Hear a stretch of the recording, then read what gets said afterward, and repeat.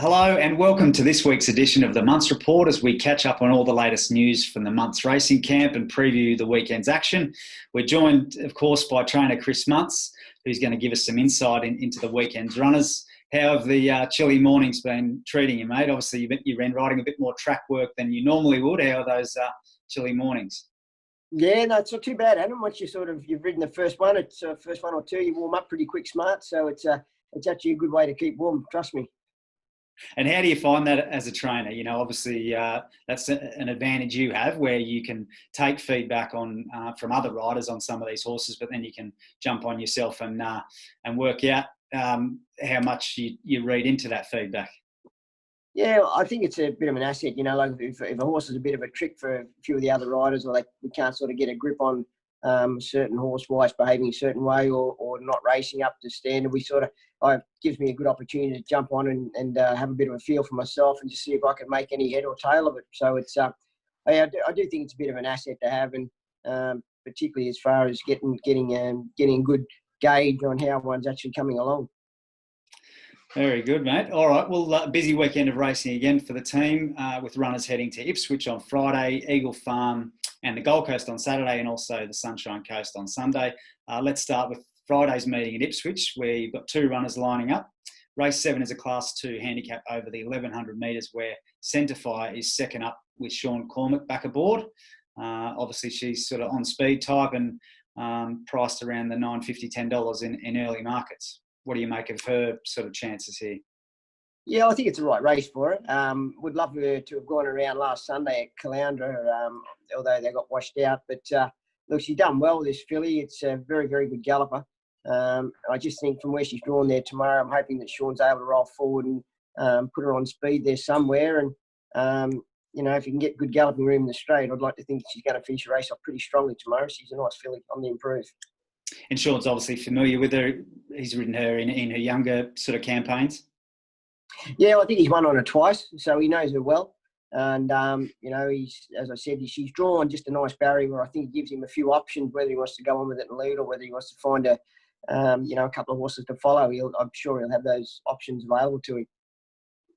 Okay, well, race 8 is also a Class 2 handicap, but over the 1,700 metres, where the Carpenter, who also missed a start last week at the Sunshine Coast, goes around. And we sort of touched on this last week. He got back in his last run and worked home well over the 1,400 metres. So I guess you're thinking that the step up in trip to the 1,700 metres would suit here? Yeah, well, it's a bit of probably a bit of the owner's call this week. I mean, his mother raced out over 2,000 metres. So, look, it's a bit of into unknown territory, but he certainly works and races as if he'll run the trip. So I'm not against having a go at it. I suppose the only query is the time between runs, but he was terribly unlucky his last start at the Gold Coast. He certainly should have finished right in the mix there that day, but and he hasn't missed any work since too. So he's holding his form well. Bit of a query at the 1,700, but if he does run it, he should be thereabouts.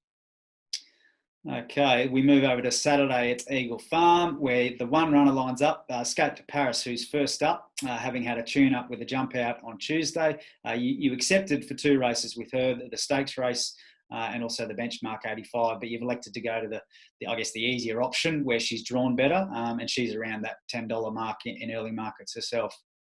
Yeah, well, I think the barriers were more of the determining factor where we went with her. She was... you know, obviously the stakes race was going to be a hard race, whether she drew good or bad. But the fact when she did draw poorly, and she drew good in the restricted race, that's the reason we decided to go there. But look, she's had 3 trials now, or 3 jump outs, and she's just a lovely mare. You know, really, just I wish she'd had a stable full of honest gallopers and campaigners like her. She'll certainly give her all as she normally does. And Larry Cassidy knows her well. He's trialled her the last couple of times, and I'm sure she's won here at Eagle Farm. So I'm certainly got no doubt that she'll genuinely put in 110% for us there on Saturday.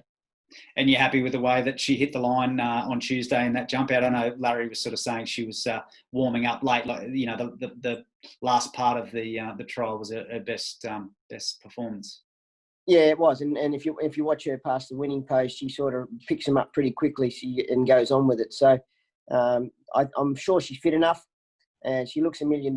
So I'd expect her to be very competitive in a race like this there on Saturday. And she's obviously first up. Have you mapped out sort of future goals for her this prep beyond Saturday? Well, the immediate goal beyond Saturday will probably be the Gay Waterhouse. You know, she was narrowly beaten in that last year. She ran third. So that would be her next natural start after Saturday. But I just didn't feel running in a hard race like that first up would do a benefit going into the eyeliner, into the Gay Waterhouse. Gay Waterhouse, yeah, sure.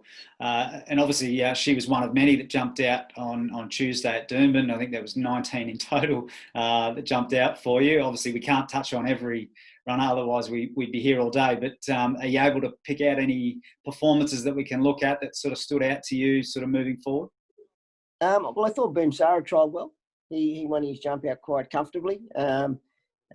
He trialled over 1,000 metres and finished it off quite well. And also in that heat, I thought our JOOD trialled quite nicely also. She'll go to the Guineas there at Caloundra on Saturday week. She seems to be holding her form beautifully. And then we went to a couple of youngsters down there that I thought they trialled well. I thought Triptonic trialled quite nicely. I thought Phoenix actually trialled quite well also. So, but as you said, we can't pick them all out, but they were probably the main ones that come to mind. Yeah, for sure. I guess lots of interest in BOOMSARA, given he's heading towards a first up assignment in the Big Ramornie at the Grafton Carnival next Wednesday. How's his prep? And you happy with? Is he ready to fire first up, do you think? Well, he's had no problems at all, Adam. He's had a trouble-free prep. He's twice the size as what he was previously. He's really built up, and he's a big, strong horse now. He's fully matured galloper, and look, I still think the best of BOOMSARA is yet to come. We haven't seen the best of him yet. Although he won the Magic Millions Guineas as a 3-year-old, I've still got no doubt there's still more for him to give. And we've been looked after him, very patient with him, and you know, if anything, he might be a little bit pretty for next Wednesday, but it's not through lack of work or missing any work. Okay, well, he's obviously achieved a lot already, so that's a big call. So yeah, excited to see what he can do for yourself and connections. This preparation is obviously the owners have been on a big ride with him already, so that's exciting to hear. Saturday at the Gold Coast, 2 runners line up there in the same race. The 2-year-olds, Better Rush, who's obviously has race experience, and Jabali Gold, who is in the first race of the career there. Yeah, well, Better Rush, I've kept her fresh, brought her back to the 900 metres. I just thought the other day she lacked any sort of zip and strength at the end of her race the other day. So I've freshened her up, and she's drawn quite comfortably, I think, there on Saturday with a bit of a weight relief from Sheridan Tomlinson. I think will bring her right into it. I'm hoping that she'll just jump and run. And the night she's raced well at the Gold Coast previously, so she'll handle the track quite well. Jabali Gold, he's still a bit of a work in progress. He can be a bit of a handful to ride and that sort of thing. So I'm sure he's got the ability there, but I just want to see him go to the races and do everything right for us on Saturday. But certainly Better Rush from the draws is going to give us, she should give us a good sight. Okay, very good. Moving over to Sunday at the Sunshine Coast, 2 runners also engaged there. Lady BRAHMOS, who was a recent trial winner. She attempts to break her maiden over the 1,000 metres for the Archer Park team. She's entered for both the 3-year-old maiden and the open maiden. Have you got a leaning there? Or? I'd say she'll go the open maiden. She's not cutest, and she's drawn better in the open maiden. So that would be my recommendation, to go that way with her. So she's had a couple of nice trials or jump out, as you said. 1,000 metres, I think, at that big track suits her nicely. She can be given a chance to find her feet and sort of rally late to finish off her race. So that's probably the way we'll go with her. Being quite a big filly, do you think that Sunshine Coast track will suit her? I thought it will. I mean, it's a lovely big track. I love taking horses up there, particularly having their first runs back from a spell or first starters. They get up there, they get a good experience, and they learn a lot about galloping. So it's a beautiful track to kick them off in. Very good. And then the other runner is KEFALONIA, who lines up in the 2-year-old maiden plate, obviously dropping back from listed company. So a different sort of kettle of fish here.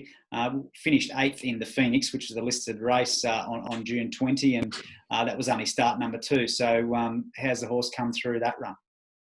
Yeah, well, he's come through the run really well. I would say that if the track's heavy, I won't run him on Sunday. It's a heavy 8 at the moment, but if happens to dry up and the track sort of improves between now and then, he'll go around. But if the track did happen to be wet, he'd certainly be scratched, and I'd possibly even spell him. I wouldn't even go on with his preparation because he's a very good galloper, this guy. He was narrowly beaten his first start in a race by the horse that eventually won the stakes race the next start. And I've got no doubt it was the heavy track that cost KEFALONIA sort of any chance of being competitive in that race, because he certainly didn't finish all that far from actuary his first start in the race. So he's a very nice horse, good galloper. Just hope that the track dries out on Sunday for him. Okay, very good. Well, he's obviously one to keep an eye on for the future, whether it be Sunday or next preparation. But all right, mate. Well, thanks a lot for your insights there, and best of luck to yourself and connections over the weekend. Good on you, Adam. Thanks, mate.